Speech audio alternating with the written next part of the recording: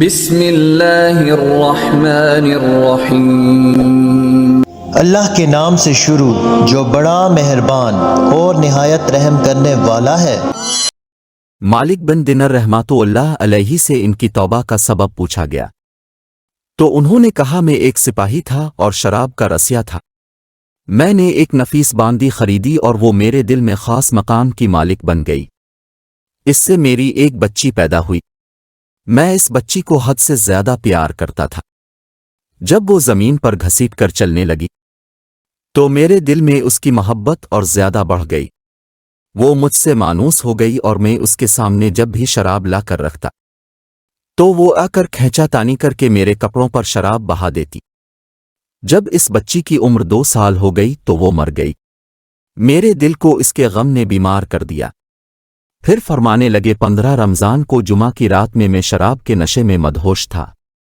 میں نے عشاء کی نماز بھی نہیں پڑھی تھی۔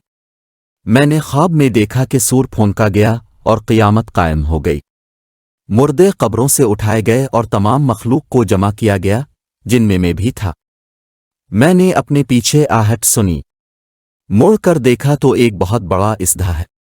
کالے رنگ کا، آنکھیں نیلی ہے، منہ کھولے میری طرف دوڑا آ رہا ہے۔ خوف و دہشت کے مارے میں بھاگا۔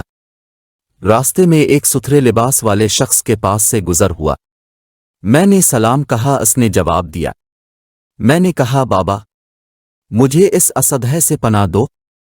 تجھے اللہ تعالیٰ پناہ دے۔ وہ بوڑھا رونے لگا اور کہا میں کمزور اور ضعیف ہوں اور یہ اژدھا زبردست ہے، یہ میرے بس میں نہیں، آگے چلو اور بھاگو، شاید اللہ تعالیٰ تیری نجات کی کوئی صورت بنا دے۔ میں آگے بھاگنے لگا اور ایک بلند جگہ پر چڑھ گیا۔ ادھر میں نے جہنم کے طبقات کو جھانک کر دیکھا، ان کی ہولناکیاں دیکھیں۔ قریب تھا کہ اژدھے کے خوف سے میں ان میں گر جاتا۔ مجھے کسی نے آواز دے کر کہا یہاں سے آگے جاؤ، تم یہاں کے رہنے والے نہیں ہو۔ میں اس کی بات سے مطمئن ہو گیا اور وہاں سے واپس لوٹا تو اژدھا میرے پیچھے تھا۔ میں پھر دوبارہ اس بوڑھے کے پاس آیا اور کہا بابا میں نے آپ سے درخواست کی کہ اس اژدھے سے میری جان چھڑاؤ، آپ نے کچھ نہیں کیا۔ وہ بوڑھا پھر رونے لگا اور کہا میں ناتواں ہوں، البتہ تم اس پہاڑ کے پاس جاؤ جہاں مسلمانوں کی امانتیں ہیں، اگر تمہاری کوئی امانت ہو تو وہ تمہاری مدد کرے گی۔ میں نے دیکھا چاندی کا ایک گول پہاڑ ہے اور اس میں جگہ جگہ سوراخ اور روشن دان ہیں اور پردے لٹکے ہوئے ہیں۔ ہر روشن دان پر سونے کے 2 پٹے ہیں اور ان کے قبضے یاقوت کے ہیں اور آرائش موتیوں کی۔ ہر پٹے پر ایک ریشمی پردہ ہے۔ جب میں نے پہاڑ کی طرف نظر دوڑائی تو فوراً اس کی طرف بھاگا اور اژدھا میرے پیچھے تھا۔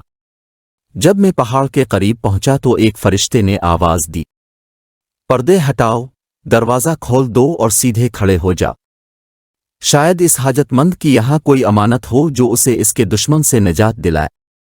میں نے دیکھا پردے ہٹ گئے اور دروازے کھل گئے اور ان روشن دانوں سے بہت سارے بچے میری طرف جھانکنے لگے۔ ان کے چہرے چاند کی مانند تھے۔ اسی دوران اژدھا بھی میرے نزدیک پہنچ چکا تھا۔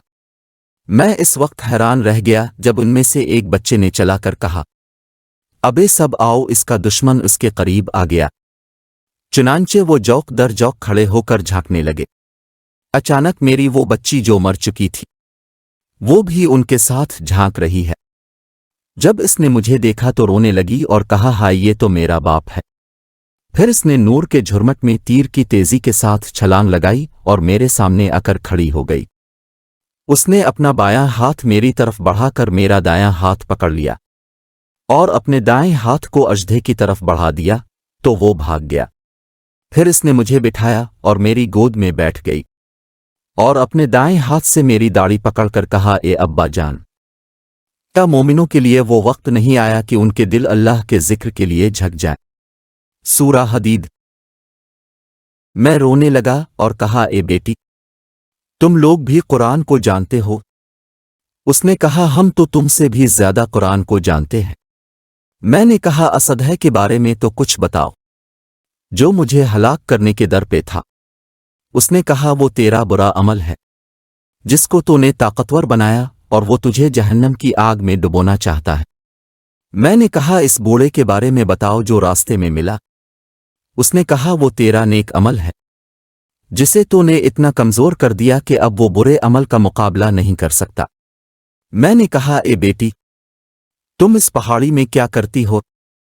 اس نے کہا ہم سب مسلمانوں کے بچے ہیں، ہم یہاں قیامت تک رہیں گے، تمہارے انتظار میں ہیں، جب تم آؤ گے تو ہم تمہاری سفارش کریں گے۔ مالک بن دینار رحمۃ اللہ علیہ فرماتے ہیں میں گھبرا کر اٹھا اور اٹھ کر شراب چھوڑ دی اور اس کے جتنے بھی برتن تھے سارے توڑ ڈالے اور اللہ تعالیٰ سے توبہ کی، اور پھر فرمایا یہ خواب میری توبہ سبب بنا۔ حاصل معلوم ہوا کہ اولاد اگر بچپن میں فوت ہو جائے تو مایوس نہیں ہونا چاہیے، بلکہ اللہ کی مرضی پر راضی رہنا چاہیے، کیونکہ یہی نابالغ اولاد آخرت میں کام آنے والی ہے، جیسا کہ اس واقعے سے سبق ملتا ہے۔ اللہ تعالی ہم سب کو عمل کرنے کی توفیق عطا فرمائے۔ ہماری یہ ویڈیو آپ کو اچھی لگی ہو تو چینل کو سبسکرائب کریں، لائک کریں، کمنٹ کریں اور اپنے دوستوں میں شیئر کریں۔ ملتے ہیں نئی ویڈیو میں، تب تک کے لیے اللہ حافظ۔